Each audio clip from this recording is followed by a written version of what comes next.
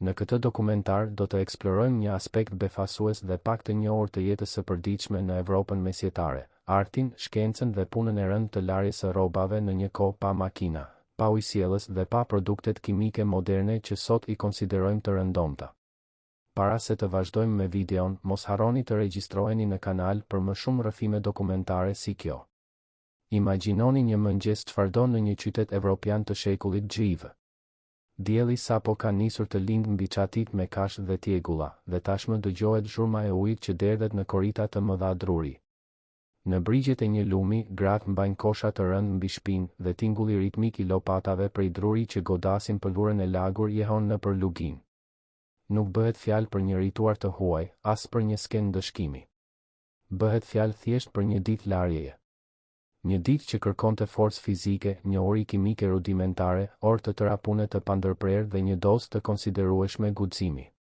Për ne, banorët e shekullit xhixhi, larja e rrobave është një detyrë shtëpiake që vështirë se kërkon vëmendje.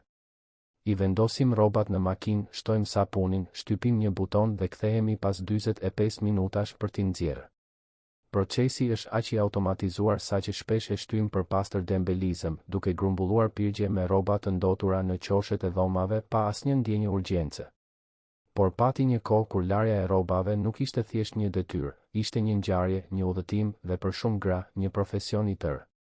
Dhe mbase, duke kuptuar se çfarë do të thoshte t'i mbaje rrobat e pastra 700 vjet më parë, mund t'i shohim makinat tona larëse me një ndjenjë të përtërir mirënjohjeje. Pika e nisjes për të kuptuar larjen mesjetare është zhbërja e një miti këmbëngulës dhe thellësisht të rrënjosur në imagjinatën popullore, ideja se njerëzit e mesjetës jetonin në papastërti të përhershme, indiferent ndaj higjienës, të mbështjellë me rroba të ndyra dhe erëkëndshme. Ky imazh, i ushqyer nga shekuj paragjykimesh dhe nga paraqitjet kinematografike pak besnike ndaj realitetit, nuk i reziston një analize të kujdesshme të burimeve historike. Dorëshkrimet e ilustruara të prodhuara gjatë gjithë mesjetës tregojnë skena shtëpiake në të cilat rrobat lahen, ndehen dhe palosen. Rregulla e Shën Benediktit, Regra de Sobento, e datuar rreth vitit 516, përmend tashmë larjen e veshjeve si pjesë të rutinës monastike. Regjistrat kishtar, inventarët shtëpiak dhe madje edhe predikimet fetare bëjnë referencë të vazhdueshme ndaj aktit të larjes së rrobave, shpesh duke përdorur larjen si metaforë për pastrimin e shpirtit. Njerëzit në Evropën mesjetare shqetësoheshin, për pastërtinë. Ata dëshironin të ishin aq të pastër sa lejonin burimet dhe teknologjitë e tyre. Fakti që nuk zotëronin makina larëse, ujësiellës të brendshëm apo sapun industrial nuk do të thoshte se jetonin të huaj ndaj papastërtisë. Do të thoshte vetëm se procesi i pastrimit ishte pafundësisht më i mundimshëm, më i gjatë dhe më kërkues fizikisht se çdo gjë që mund të imagjinojmë sot. Dhe është ky proces që meriton të shqyrtohet nga afër. Për të kuptuar se si laheshin rrobat, është e nevojshme fillimisht të kuptojmë se nga çfarë ishin bërë. Përbërja e fibrave tekstile përcaktonte, më shumë se çdo faktor tjetër, se si mund të pastrohej një copë veshjeje.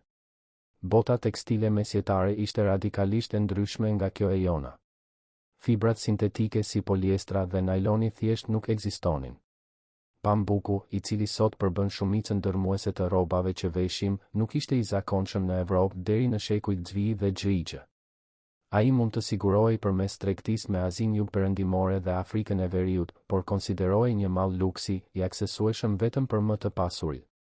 Mëndafshi i transportuar përgjatë rrugëve të famshme tregtare që lidhnin Azinë me Evropën, vlerësohej gjerësisht nga ata që mund të përballonin koston e tij të lartë, por mbeti jashtë mundësive të shumicës së popullsisë. Mbëtitnin, pra, dy fibra që dominonin garderobën e evropianit të thjeshtë, liri dhe leshi. Leshi ishte i kudo ndodhur. I fortë, i ngrohtë dhe relativisht i përballueshëm, ai vishte fshatarët dhe fisnikët, ndonse në cilësi shumë të ndryshme. Megjithatë, leshi ka një karakteristikë që çdo person që ka provuar të lajë një triko leshi në makinë e njeh mirë, ai mblidhet. Kur ekspozohet ndaj ujit të nxehtë dhe sapunit, fibrat e leshit kurren dhe ndërthuren në një proces të quajtur shkelje feltragem, duke e bërë veshjen të ngurtë, të deformuar dhe, në praktikë, të papërdorshme. Njerëzit e mesjetës e njihnin përsosmërisht këtë fenomen. Ndonse nuk zotëronin makina larëse, e dinin se leshi nuk toleronte larje agresive me ujë të nxehtë dhe substanca alkaline. Liri, nga ana tjetër, ishte një fibër jashtëzakonisht e gjithanshme për qëllime higjienike. I përfituar nga bima e lirit, ai mund të lahej vazhdimisht pa pësuar dëmtime të rëndësishme. Pas larjes së parë, praktikisht nuk mblidhej më. Me përdorimin dhe larjet e njëpasnjëshme, pëlura e lirit bëhej progresivisht më e butë, më e rehatshme dhe më e këndshme në prekje, pa humbur qëndrueshmërinë e saj. Përveç kësaj, liri zotëronte veti të jashtëzakonshme thithse, ishte superior ndaj pambukut në aftësinë për të thithur djersën dhe vajrat e trupit. Një veshje liri e veshur ngjitur me trupin mund të përdorej 2 ose 3 herë para se të kishte nevojë për larje, ndërsa një veshje e barabartë pambuku do të bëhej e parehatshme dhe me erë të keqe në fund të një dite të vetme përdorimi. Kjo diferencë themelore midis lirit dhe leshit I dha jetë një sistemi veshjeje që përshkoi gjithë mesjetën dhe vazhdoi deri në dekadat e para të shekullit XG. Logjika ishte elegante në thjeshtësinë e saj, të vishej një shtresë pëlure të larshme direkt mbi lëkurë për të mbrojtur shtresat e jashtme, më të vështira për t'u pastruar. Në praktik, kjo do të thoshte se pjesa e parë e rrobave që një person mesjetar vishte në mëngjes ishte prej liri. Për gratë, bëhej fjalë për një këmishë të gjatë dhe të gjerë, shpesh të quajtur chemise ose, në anglishtën mesjetare, smock, këmishë e brendshme. Për burrat, një këmishë e ngjashme, përgjithsisht e shoqëruar nga brajes, një lloj mbathjesh të brendshme gjithashtu të punuara prej liri. Këto veshje të brendshme mbulonin trupin në mënyrë shumë më të gjerë se sa të brendshmet moderne. Ato shtriheshin nga shpatullat deri në gjunjë, duke mbuluar krahët dhe trungun, dhe kishin si funksion parsor thithjen e djersës, vajrave natyral të lëkurës dhe çdo papastërtie trupore, para se këto elemente të mund të arrinin shtresat e jashtme prej leshi. Mbi këto veshje liri, visheshin rrobat prej leshi, fustane, tunika, pallto, pelerina. Duke qenë se leshi nuk binte në kontakt direkt me lëkurën, ai mbahej I pastër për shumë më gjatë, duke pasur nevojë vetëm për kujdes të rastësishëm dhe të pjesshëm. Ky sistem shtresash shpjegon diçka që shpesh intrigon vëzhguesit modern, pse të ashtu quajturat rroba të brendshme të epokave të kaluara mbulonin më shumë trupin se sa shumë rroba të jashtme bashkëkohore. Përgjigjja qëndron te funksioni mbrojtës I këtyre veshjeve. Ato nuk mendoheshin në terma turpi apo estetike, por si bariera praktike higjienike, të projektuara për t'u larë rregullisht dhe fuqishëm ndërsa ruanin rrobat e jashtme më të kushtueshme. Në Evropën mesjetare, liri nuk përdorej vetëm për veshje personale. Ai ishte materiali standard për praktikisht çdo tekstil që binte në kontakt me trupin e njeriut, peshqir, peceta, çarçaf, krevati, kapele dhe mbulesa koke.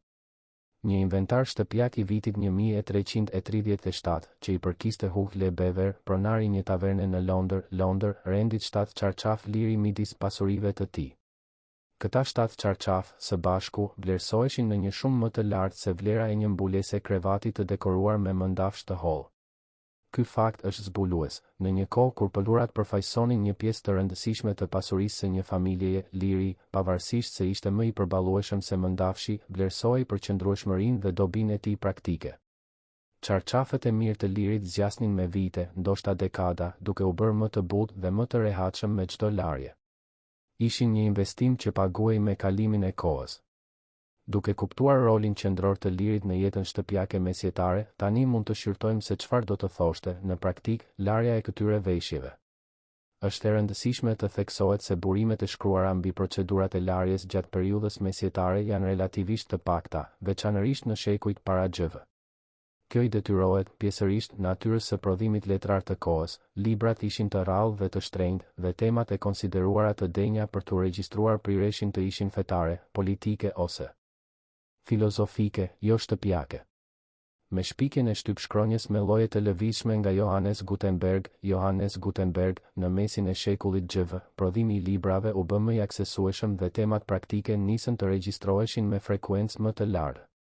Shumë nga udhëzimet e shkruara mbi larjen datojnë nga fundi I mesjetës ose fillimi I periudhës moderne, por studiues si Drea Leed kanë demonstruar se këto metoda të përshkruara në shekujt XV dhe XVI bazoheshin në teknika që ishin praktikuar prej shekujsh.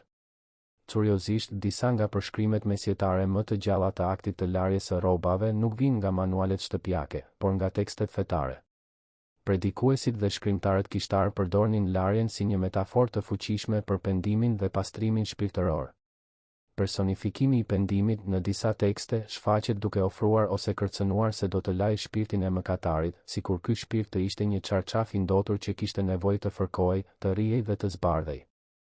Zgjedhja e metaforës nuk ishte e rastësishme, larja e rrobave në mesjet ishte një proces që përfshinte një dozë të konsiderueshme dhune fizike kundër pëlhurës.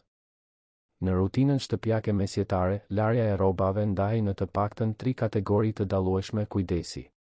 E para ishte pastrimi I pjesëshëm I veshjeve prej leshi dhe mëndafshi, që përfshinte teknika të heqjes së lokalizuar të njollave pa e zhytur të gjithë veshjen në ujë. E dyta ishte larja e rregullt të sasive të vogla të rrobave të lirit, si veshjet e brendshme, që mund të bëhej me frekuencë relative në mjedisin shtëpiak. E treta, dhe më mbresëlënësja, ishte e ashtu quajtura larja e madhe, një proces I gjatë dhe I mundimshëm I pastrimit të thellë të gjitha tekstileve të lirit të një banese, I realizuar çdo disa javë dhe që mund të konsumonte një ditë të tërë ose edhe më shumë. Le të fillojmë me larjen e rregullt të sasive të vogla, e barabarta mesjetare e vendosjes së të brendshmeve në makinë. Edhe për këtë detyrë në dukje të thjeshtë, përpjekja e nevojshme ishte e konsiderueshme. Evropa mesjetare nuk dispononte ujësjellës të brendshëm, me përjashtim të disa pallateve mbretërore dhe ndërtimeve të mëdha kishtare. Për shumicën dërmuese të popullsisë, uji duhej marrë në një pus, burim ose përrua dhe të transportohej manualisht deri në vendin e larjes. Nëse larja bëhej në shtëpi, përdorej një korrithë e madhe druri ose një enë metalike si enë. Uji duhej ngrohur mbi zjarr, gjë që kërkonte mbledhjen e druve, ndërtimin dhe mirëmbajtjen e një zjarri.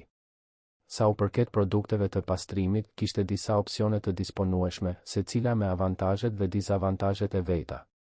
Më e aksesueshmja ishte liksiva, lixvia, një zgjidhje alkaline e përfituar duke filtruar ujin përmes hirit të drurit.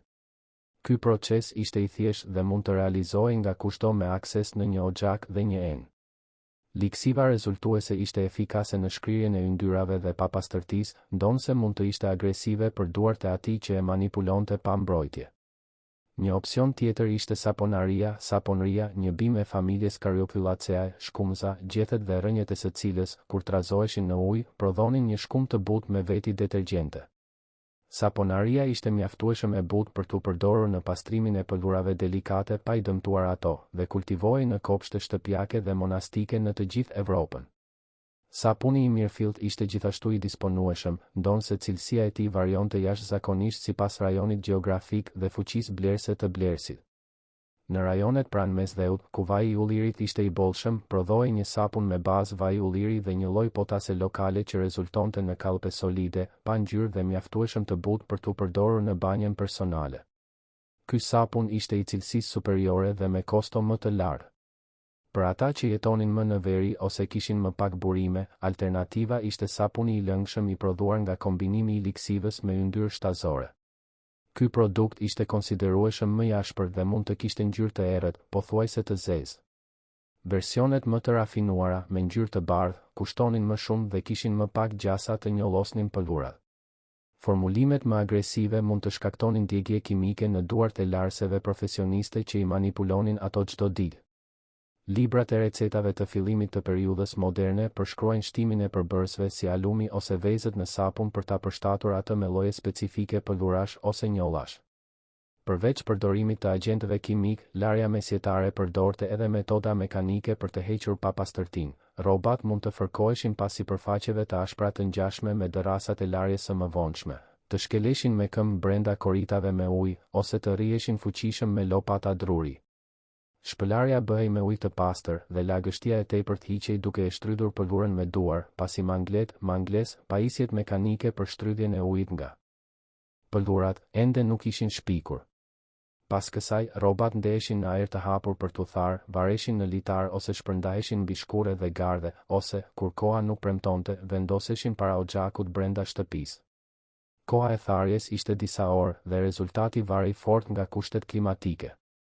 Me pak fjalë, për të realizuar ekuivalentin mesjetar të një ngarkese të thjeshtë të rrobave të brendshme në makinën larëse, ishte e nevojshme të transportoheshin disa kova me ujë, të ndizej dhe të mbahej një zjarr, të përgatiteshin ose të bliheshin produkte pastrimi, të fërkohej dhe të rrihej çdo veshje individualisht, të shtrydhej pëlhura e lagur me duart e veta, të ndehej gjithçka për tharje dhe të pritej me durim, duke shpresuar që koha të mbetej e qëndrueshme.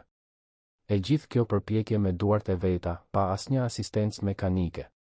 Nëse larja e rregullt e sasive të vogla kërkonte tashmë aq shumë punë, larja e madhe ishte një ndërmarrje me përmasa vërtet epike dhe kuptohet përsosmërisht pse shumica e shtëpive mesjetare e realizonin atë vetëm çdo disa javë, ose edhe çdo pak muaj. Bëhet fjalë për një proces pastrimi të thellë dhe zbardhjeje të gjitha tekstileve të lirit të një banese, i realizuar menjëherë për të justifikuar përpjekjen e madhe të përfshirë. Liri i bardhë, pavarësisht qëndrueshmërisë së tij, prirej të merrte një nuancë hiri ose të verdhë me përdorimin e vazhdueshëm, edhe kur lahej rregullisht. Larja e madhe kishte si qëllim jo vetëm pastrimin, por rikthimin e bardhësisë origjinale të pëlhurave, duke eliminuar njollat këmbëngulëse, yndyrën e grumbulluar dhe mikroorganizma.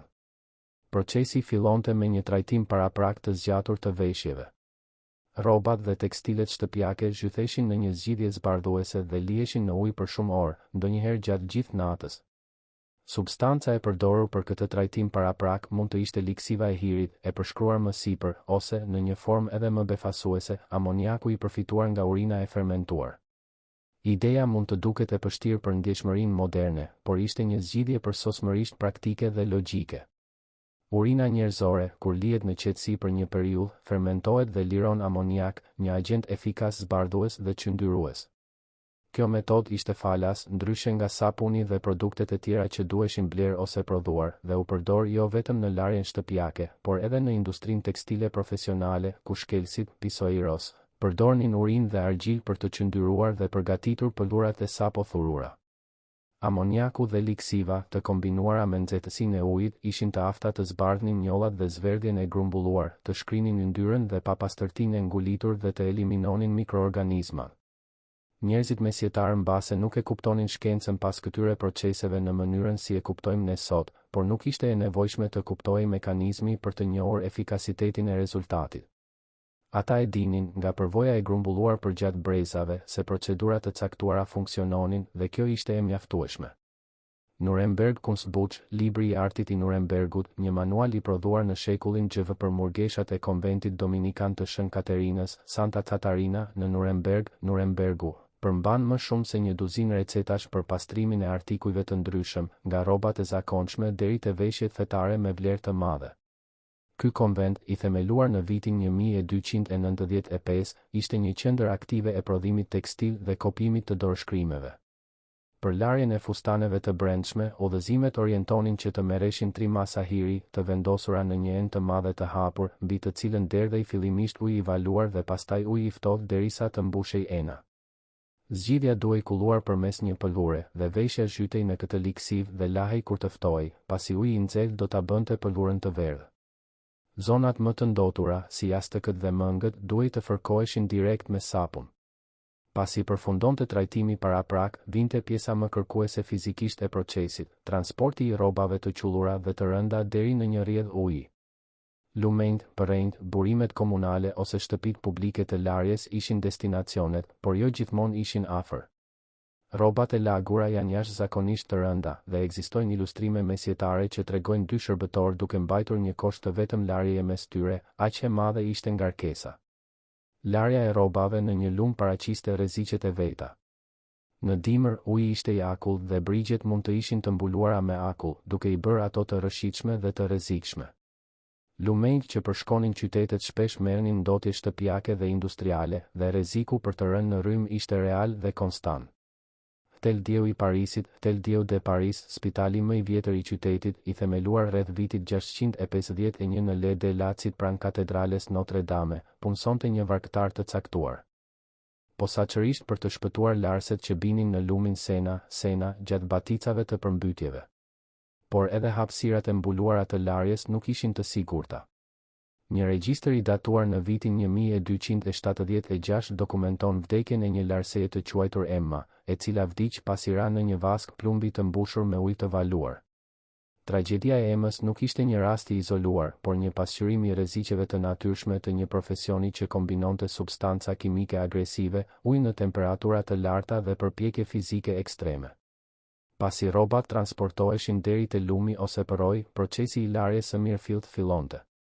Veshjet e trajtuara paraprakisht vendoseshin mbi gur ose bloqe druri në breg të ujit dhe fjalë për fjalë rrieshin me lopata të mëdha druri. ky akt i rrahjes së rrobave kundër sipërfaqeve të forta kishte të njëjtin qëllim si cikli i agjitacionit të makinave larse moderne. Veprimi mekanik ndihmonte në shkëputjen e grimcave të papastërtisë nga fibrat e pëlhurës, duke lejuar që uji i rrjedhshëm t'i merrte me vete. Larset godisnin pëlhurat vazhdimisht me fuqi dhe saktësi në një punë ritmike që kërkonte forcë në krah, qëndrueshmëri në shpinë dhe një teknikë të zhvilluar nga praktika. Pasi përfundonte rrahja, rrobat shpëlaheshin në ujin e rrjedhshëm dhe shtrydheshin për të hequr lagështinë e tepërt. Pa mangle apo centrifuga, shtrydhja bëhej tërësisht me duar ose, në disa raste, duke i mbështjellë pëlhurat rreth një shtylle vertikale të quajtur shtylla e shtrydhjes. Seria dokumentare Tales from the Green Valley, rrëfime nga lugina e gjelbër që rikonstrukton jetën në një ferm të fillimit të periudhës moderne, demonstron këtë teknikë. Pjesëmarrësit e shtrydhin rrobën rreth një shtylle për të nxjerrë ujin. Një metodë që regjistrat historik tregojnë se është përdorur në vende si Moorfields, një zonë në rrethinat e Londrës ku hartat e shekujve GV tregojnë aktivitete larjeje që realizoheshin. Etapa finale e larjes së madhe ishte tharja, dhe kjo fazë mund të ishte, paradoksalisht, një nga më problematiket e të gjithë procesit. Rrobat e pastra dhe të shtrydhura ktheheshin mbrapsht dhe shpërndaheshin në ajër të hapur, idealisht në dritën e drejtpërdrejtë të diellit. Ekspozimi në diell jo vetëm që i thante pëlhurat, por mundësonte një raun shtesë zbardhjeje natyrale, pasi rrezatimi ultraviolet zbete njollat mbetëse dhe eliminonte mikroorganizmat. Vetë bari mbi të cilin pëlhurat ndeheshin kontribuonte në proces, pasi oksigjeni i çliruar nga bimët vepronte si agent i butë zbardhues. Komunitetet mesjetare shpesh mbanin zona të përbashkëta për tharjen e rrobave, të njohura si fusha zbardhjeje.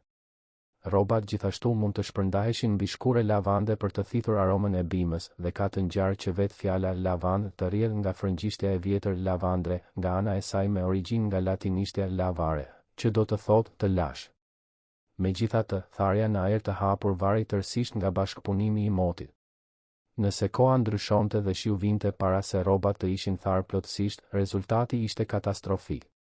Veshjet e ruajtura ende të lagështa do të zhvillonin myk, duke u bërë të papërdorshme dhe potencialisht duke dëmtuar artikuj të tjerë të ruajtur bashkë me to për ambisën ose larsen mesjetare. Parashikimi i motit ishte një aftësi jetike, ndonse e pasakt. Libri mesjetar i njohur si Evangelos Daroca, Ungjit e Furkës, përmend praktikën e lutjes ndaj shënklerit, soclajër, për kohë të mirë, ose vëzhgimin e sjelljes së maceve si shenjë e shiut të afërt. Institucione të mëdha si Theldeu i Parisit, që sipas regjistrave lante më shumë se 500 çarçaf në javë, mund të dispononin hapësira të mbuluara për të varur rrobat në dimër. Por Theldeu ishte gjigant, me 15 punëtore me kohë të plotë. Ambisa e thjesht nuk e kishte këtë luks dhe varei tërësisht nga fati meteorologjik. Vjedhja e rrobave gjatë tharjes ishte një tjetër problem i përsëritur. Tekstilet përfaqësonin një vlerë të rëndësishme ekonomike në mesjet, dhe veshjet e nderura në ajër të hapur në fusha ishin objektiva joshse për hajdutët oportunistë. Larset profesioniste që do të mbanin përgjegjësi nëse ndonjë artikull i klientëve të tyre zhdukej, i mbronin rrobat nën kujdesin e tyre me egërsi. Një skulptur guri në tavanin e katedrales së Norwichit, Cathedral de Norwich në Angli, portretizon një larse duke dëbuar një hajdut, një imazh që nuk duhet nënvlerësuar. Gratë që kalonin ditët e tyre duke rrahur rroba me lopata druri, duke mbajtur kosha të rëndë dhe duke shtrydhur pëllura të qullura ishin fizikisht të fuqishme, dhe perspektiva e përballjes me një larse mesjetare të armatosur me lopatën e saj të larjes me gjas shmante shumë hajdut potencial. I gjithë ky proces herkulian shpjegon pse shumë familje, nëse dispononin ndonjë burim financiar, preferonin të punësonin një profesioniste për të kryer larjen. Dhe këtu hym në një aspekt magjepsës dhe kompleks të historisë sociale mesjetare, profesioni i larses dhe gjithçka që ai përfaqësonte në terma gjinje, klase sociale dhe stigme. Për shkak të normave të ngurta gjinore që përshkonin shoqërinë evropiane mesjetare, larja klasifikohej pa më dyshje si punë gruaje. Ky klasifikim ishte në të njëjtën kohë kufizues dhe, paradoksalisht, çlirues. Kufizues sepse i mbyllte gratë në një aktivitet fizikisht raskapitës dhe shoqërisht të zhvlerësuar. Çlirues sepse larja ishte një nga të paktat profesione përmes të cilave një grua mesjetare mund të fitonte jetesën e saj, pavarësisht gjendjes së saj civile. Gratë beqare, të vejat, të martuarat që kishin nevojë për të dashtuara, të gjitha mund të punonin si larse.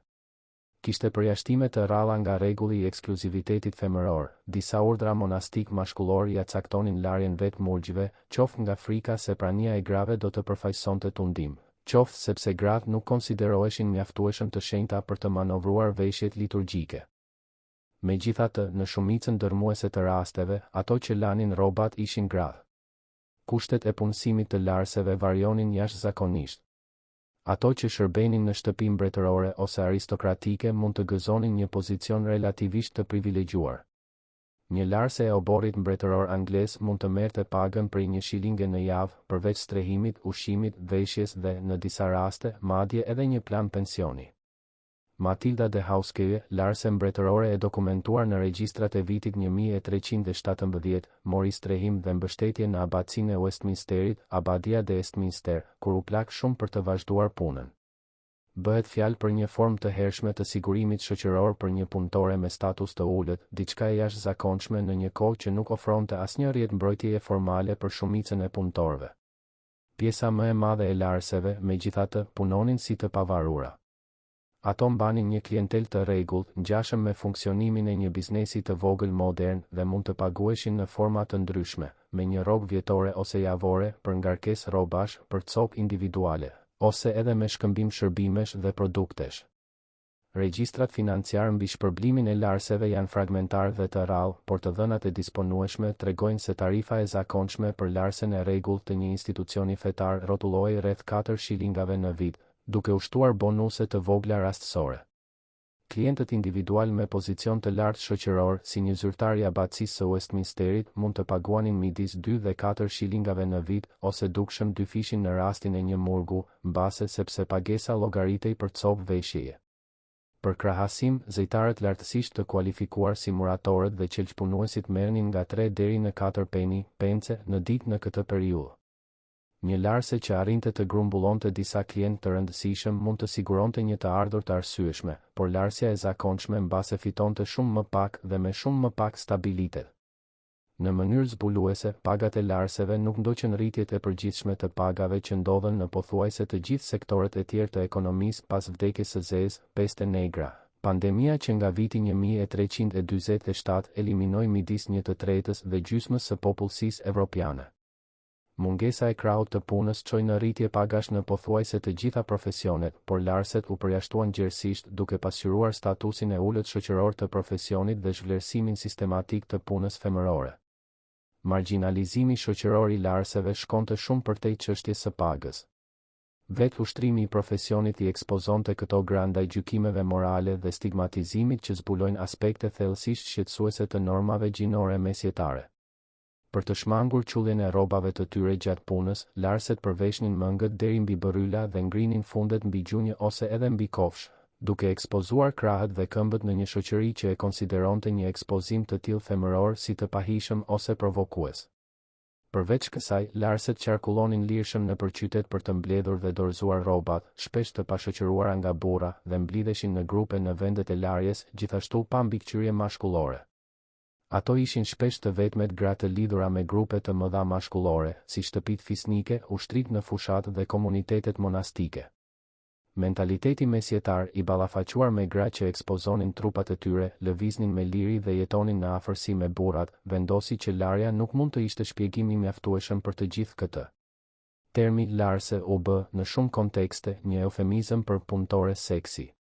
Kjo shoqërim shpifës nuk bazohej në realitetin e shumicës së larseve, por në paragjykime gjinore thellësisht të rrënjosura që e trajtonin thjesht ekzistencën e grave të pavarura si diçka rrënjësisht të dyshimt dhe moralisht të pasigurt.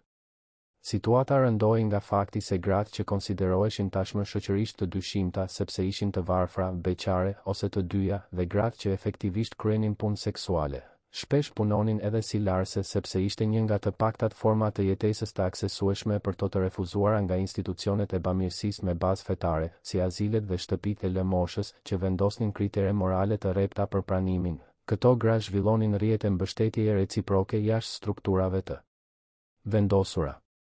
Një rast i dokumentuar në Parisin e viteve 1270 përfshin një punëtore migrante të quajtur Nicole de Roubertsi, e cila pësoi një krizë mjekësore që e bëri të pamundur punën.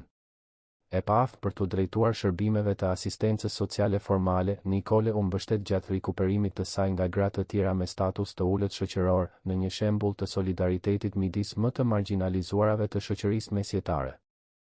Kështu formohej një rrjet informal por rezistent i grave fizikisht të fuqishme, ekonomikisht të pavarura, të pajisura me sistemet e tyre të mbështetjes dhe që operonin jashtë kontrollit patriarkal. Për rendin shoqëror mesjetar të ndërtuar mbi nënshtrimin femëror, ky realitet ishte thellësisht i parehatshëm. Larset që shërbenin në shtëpi mbretërore ose aristokratike përgjithsisht i shpëtonin dyshimit moral, por mund të shiheshin të përfshira në intriga politike. Një larse që manovronte çarçafët dhe rrobat e brendshme të figurave të fuqishme kishte akses në informacione potencialisht shpërthyese, nëse zonja e saj kishte pritur vizitor nate, nëse kishte menstruacione normalisht apo nëse nuk kishte menstruacione prej disa muajsh, informacion që në rastin e mbretëreshave dhe princeshave mund të kishte implikime dinastike. Nuk do të ishte befasuese nëse kjo intimitet i padëshiruar me sekretet e të fuqishmëve të ishte origjina e shprehjes rroba të pista rroba suja. Duke lënë botën e lirit dhe të larseve profesionale, le të kthehemi tani te pëlhurat që nuk mund t'i nënshtroheshin këtij trajtimi të rrept, Leshi dhe Mëndafshi. Siç u përmend tashmë, Leshi nuk e toleronte mirë kontaktin me sapunin dhe ujin e nxehtë, dhe Mëndafshi, i përdorur nga klasat më të kamura për rroba ceremoniale dhe prestigji, ishte edhe më delikat. Një shpëlarje e rastësishme në ujë të ftohtë nuk u shkaktonte dëm shumicës së veshjeve prej Leshi, por edhe ky operacion i thjesht paraqiste rreziqe. Ngjyruesit e përdorur në mesjet nuk kishin të njëjtin fiksim si modernët dhe një larje, edhe në ujë të ftohtë, mund të bënte që ngjyrat e pëlhurës të zbeheshin. Në një shoqëri ku ngjyrat e gjalla dhe të ngopura ishin sinonim i pasurisë, pasi ngjyrosjet intensive kushtonin dukshëm më shumë, zbeja e një veshjeje ishte e barabartë me një humbje të dukshme të statusit dhe vlerës ekonomike.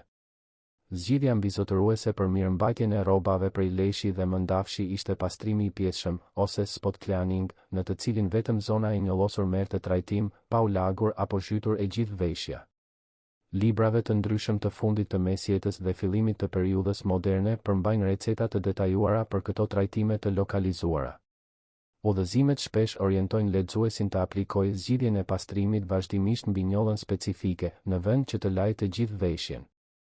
Një nga librat më të detajuar në këtë drejtim është Traktati shtëpiak i fundit të shekullit Gjive, i njohur si Le Menagier de Paris, shpesh i përkthyer si udhëzuesi i gruas së mirë. Ky tekst, gjoja i shkruar nga një bashkëshort parizien i moshuar për gruan e tij të re 15 vjeçare, ishte konceptuar si një manual i plot për administrimin shtëpiak, duke mbuluar tema që shkonin nga gatimi dhe sjellja shoqërore deri te kujdesi për rrobat e holla. Ndonë se nuk ulet të trajtoj diçka aq banale sa larja e lirit, Menagier i kushton vëmendje të konsiderueshme pastrimit të veshjeve prej Leshi dhe Mëndafshi të cilësisë së lartë. Veriujce lëng rushi i thartë, një lëng lartësisht acidik i përfituar nga lëngu i rushit të gjelbër ose i frutave të tjera acide, është një trajtim i rekomanduar shpesh për njollat. Për pëlhurat e pasura të Mëndafshit, autori orienton të laget dhe të lahet njolla me veriujce, duke pohuar se njolla do të zhduket. Aq i madh ishte besimi te efikasiteti i këtij produkti, saqë autori këshillon mbajtjen e veriujce gjithmonë në dispozicion, duke e përshkruar si të dobishëm për të hequr njollat nga fustanet dhe për të rikthyer ngjyrat e tyre, dhe të besueshëm si të freskët ashtu edhe të vjetruar. Zgjidhjet me liksiv, shpesh të përgatitura me hi të llojeve specifike të drurit për të përfituar përqendrime të ndryshme alkaline, ishin gjithashtu gjerësisht të përdorura për pastrimin e pjeshëm. Nuremberg Kunstbuch i rekomandon ato posaçërisht për rrobat me ngjyrë të gjelbër, ndërsa udhëzuesi i gruas së mirë sugjeron lagjen e hirit ose të pendëve të pulës në liksiv dhe fërkimin e njollave me këtë përgatitje. Për rastet më rezistente, zgjidhja e liksivës mund të përforcojë me gëlqere, një substancë intensivisht alkaline dhe dukshëm më agresive. Saponaria gjente aplikim gjithashtu në kujdesin e pëlhurave të holla. Libri anglez i periudhës Tudor i titulluar A Profitable Bouquet, një libër fitimprurës, pohon se pëlhurat e skarlatit, eskarlate ose kadifes, të çdo ngjyre apo lloji, mund të pastrohen pjesërisht me lëngun e saponarias pa ndryshuar ngjyrat e tyre. Vlen të përmendet se në atë kohë, fjala skarlat nuk përcaktonte një ngjyrë, por një lloj specifik të pëlhurës së leshit të cilësisë së lartë. Përbërësit thithës si toka e shkelësit, argjila e pisoiros, argjila dhe pluhuri i kockave rekomandoheshin për heqjen e njollave të vajit ose yndyrës, duke funksionuar përmes thithjes së yndyrës nga pëllura pa pasur nevojë për ta shkrirë atë me substanca kimike agresive. Ka, megjithatë, një pikë në të cilën sistemi mesjetar i veshjes së lirit të larshëm ngjitur me trupin dhe pastrimit të pjesshëm të rrobave të leshit paraqiste një dështim të dukshëm: çorapet. Në Evropën mesjetare, hoset çorape të gjata, siç quheshin, ishin përgjithsisht të qepura nga pëllur leshi e thurur, dhe jo të thurura me shtiza si çorapet moderne. Nëse do të laheshin në të njëjtën mënyrë si liri, me ujë të nxehtë dhe sapun, fibrat e leshit do të shkeleshin dhe çorapet do të bëheshin të papërdorshme.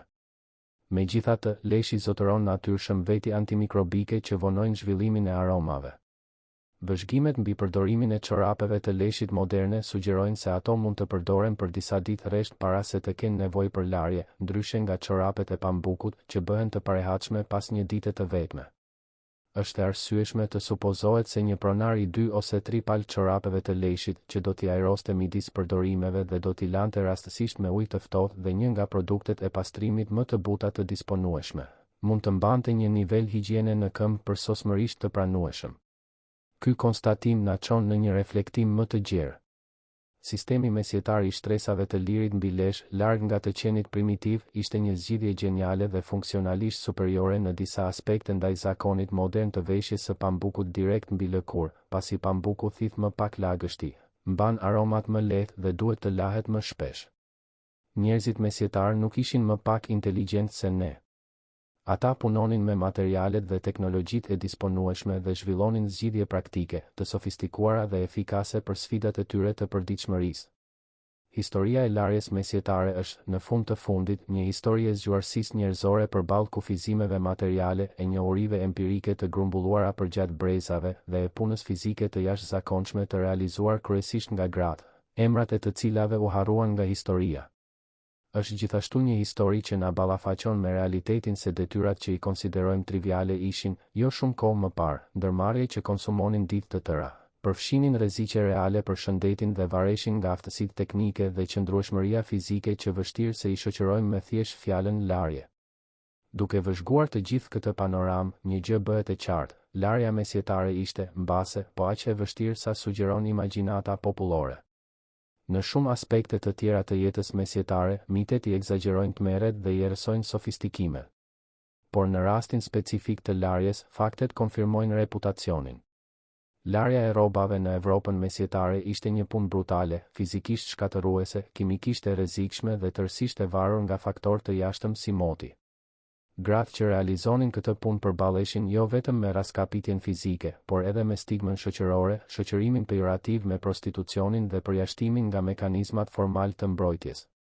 E megjithatë, shumë prej tyre gjetën në këtë profesion një masë të pavarësisë ekonomike, ndërtuan rrjete të mbështetjes reciproke dhe mbrojtën mjetet e tyre të jetesës me përcaktim të egër. Herën tjetër që do ta gjejmë veten duke shtyrë detyrën e nxjerrjes së rrobave nga makina larse, mbase vlen të kujtojmë se jemi vetëm pak shekuj larg nga një botë ku kjo e njëjta detyrë do të thoshte të zgjoheshe para agimit, të mbaje kova me ujë nga një pus, të ndizje zjarre, të përgatitje zgjidhje kimike shtëpiake, të rrije rrobat kundër gurve në një lumë të akullt, të shtrydhje pëllura të qullura me duart e veta dhe të luteshe që të mos binte shi. Nuk kemi nevojë të ndihemi fajtor që ankohemi për larjen moderne. Por mund të ndjejmë mirënjohje për faktin se procesi ynë nuk përfshin punë fizike raskapitse, djegje kimike apo urinë të fermentuar. Dhe mund ta shohim të kaluarën jo me përçmim, por me respekt për kapacitetin e jashtëzakonshëm njerëzor për të zgjidhur probleme dhe për të ruajtur dinjitetin edhe në rrethanat më të pafavorshme. Historia nuk ishte uniformisht më e mirë as uniformisht më e keqe se e tashmja. Çdo epokë ka triumfet dhe vështirësitë e veta. E kaluara mesjetare meriton të kuptohet në termat e veta, pa arrogancën e atij që gjykon në mënyrë retrospektive nga komoditeti i teknologjive që paraardhësit tanë nuk mund t'i imagjinonin as. Nëse kjo udhëtim nëpër botën e larjes mesjetare zgjoi kuriozitetin tuaj, nëse mësuat diçka që nuk e dinit ose nëse filluat ta shihni makinën tuaj larse me sy të rinj, konsideroni të regjistroheni në këtë kanal për të ndjekur më shumë rrëfime dokumentare si kjo, që eksplorojnë detajet magjepsëse dhe shpesh befasuese të jetës së përditshme në epoka të tjera. Lini komentin tuaj duke treguar se cilën detyrë shtëpiake moderne jeni më mirënjohës që nuk duhet ta realizoni në mënyrën e vjetër, Dhe mos harroni të pëlqeni këtë përmbajtje që më shumë njerëz të zbulojnë historitë e jashtëzakonshme që fshihen pas aktiviteteve më të zakonshme të përditshmërisë sonë. Deri në rrëfimin e ardhshëm.